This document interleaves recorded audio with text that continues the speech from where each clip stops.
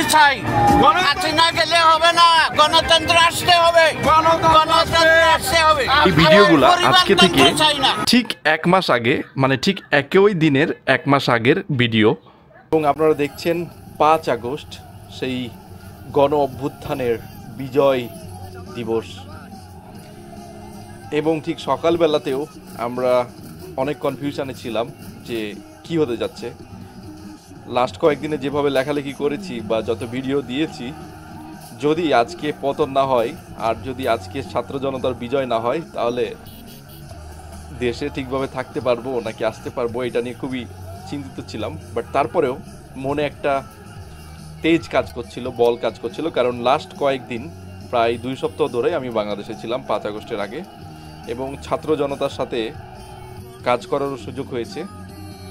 আর ওদের যে স্পিরিট দেখেছিলাম আমি, এবং ওদের যে নিয়াত থেকে শুরু করে সবার জনগণের মধ্যে যে ক্ষোভ এবং জনগণের যে আকাঙ্ক্ষা দেখেছিলাম, মোটামুটি শিওর হয়ে গিয়েছিলাম যে আজকে হোক কালকে হোক ছাত্র জনতা জিতবেই। বাট 5 তারিখে যে জিতে যাবে এইটা হয়তো ভাবি নাই। যদিও 4 তারিখ রাত্রে যখন বলা হলো যে লং মার্চ পরশু থেকে কালকে করা হবে, অর্থাৎ 6 তারিখের জায়গায় 5 তারিখে করা হবে, তখন মনে হলো যে আগামীকালকেই কিছু একটা হয়ে যাবে, ডু অর ডাই। আর ওই মোতাবেক 5 তারিখ সকালবেলা সবাই ঢাকাতে ঢোকা শুরু করে। যদিও বোঝা যাচ্ছিল না, বৃষ্টি হচ্ছিল বিভিন্ন জায়গাতে, কনফিউশনে ছিলাম যে হবে কি হবে না, কি হয়। বাট যখন 1টার দিকে শেখ হাসিনা পালিয়ে গেল, স্বৈরাচারী এই রক্ত পিপাসু মহিলা যখন পালিয়ে গেল, তখন বুঝলাম যে না, আমরা সবাই জিতে গিয়েছি। আর গাড়ি নিয়ে বের হয়ে গেলাম। যদিও গাড়ি দিতে ভয় লাগছিল, বাট তারপরে মনে হলো না, এখন তো দেশ স্বাধীন, আর যারা এখন উল্লাস করছে তারা তো আসলে একটা গোলেই জন্য সবাই নেমেছে, তো কারোর প্রতি কারো কোনো রাগ নাই। গাড়ি নিয়ে বের হয়ে রাস্তাঘাটে লোকজনের মধ্যে যে আনন্দ উদ্দীপনা দেখলাম, এইটা বলে বোঝানোর মতো না। সবাই কেউ কাউকে চিনে না, বাট তারপরেও সবাই সবার বন্ধু হয়ে গিয়েছে।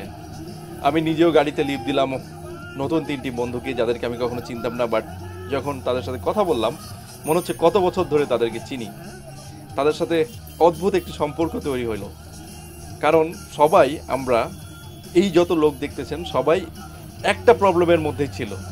এবং বলে না যে যখন দুজনের শত্রু একই হয় তখন তারা বন্ধু হয়ে যায়, তো এই জনগণের সবার শত্রু একজনই ছিল, যার কারণে তারা অটোমেটিক বন্ধু হয়ে গিয়েছিল।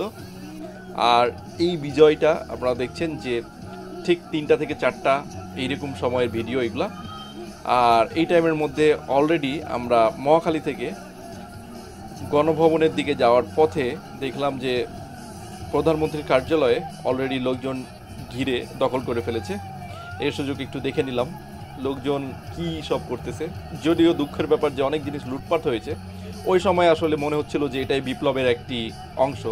পরবর্তীতে দেখে মনে হয় যে না, লুটপাট না হলেই ভালো হতো, বাট আসলে করার কিছু নাই, কারণ মানুষজনের এত বেশি ক্ষোভ ছিল যে ওই দিনে মনে হচ্ছিল এটাই ঠিক আছে। এরপরে বিজয় সরণি যেতে যেতে দেখলাম যে এই মূর্তি এত টাকা দিয়ে এইভাবে মূর্তি করা হয়েছিল, এটাকে সবাই 1 ঘন্টার মধ্যে যেভাবে হোক ভেঙে ফেলবে। জানি না মানুষের মধ্যে কীভাবে এত তেজ আসলো, রড টড তারা কীভাবে কেটে ফেলতেছে, মানে তাদের এখনই এটা ভাঙতে হবে। এবং আপনারা জানেন কিনা, আমার একটা জিনিস অলওয়েজ মনে হয়েছে যে শেখ হাসিনার কি মানে তার বাপের প্রতি বিন্দুমাত্র ভালোবাসা ছিল না, মানে একজনের যদি বিন্দুমাত্র ভালোবাসা থাকে তাহলে তার বাপকে এভাবে অপমান কিভাবে করতে পারে। মানে সে তো জানতোই যে এত মূর্তি টুর্তি বানাইলে এগুলা মূর্তি রক্ষা করা কঠিন, বা এগুলো বানাইলে আলটিমেটলি লোক পছন্দ করছে না, এইটা হওয়ার কথা ছিলই একদিন না একদিন। তো সে যদি আসলে ভালোবাসতো তাহলে কি এটা করতো? এরপরে আমরা চলে গেলাম গণভবনের দিকে, এবং ওইখানে দেখলাম যে অলরেডি রাত হয়ে গেছে এবং লোকজন প্রচুর। সো আমরা গণভবন থেকে সংসদ ভবন এরিয়া দেখে আমরা ব্যাক করলাম। আর মনে হইলো, বিশ্বাসই হচ্ছিল না যে আমরা এখন নতুন একটি যুগে বা নতুন একটি এরাতে প্রবেশ করলাম। এবং এটা যদি না হইতো তাইলে হয়তো দেশে থাকতেই পারতাম না ঠিকভাবে, যত কিছু করে ফেলেছি অলরেডি।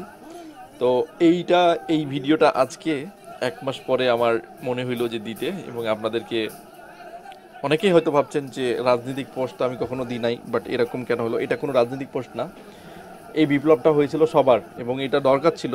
কারণ আমি নিজে চোখের সামনে দিয়ে লাশ নিয়ে যেতে দেখেছি নর্থ সাউথের ওইখানে, হ্যাঁ।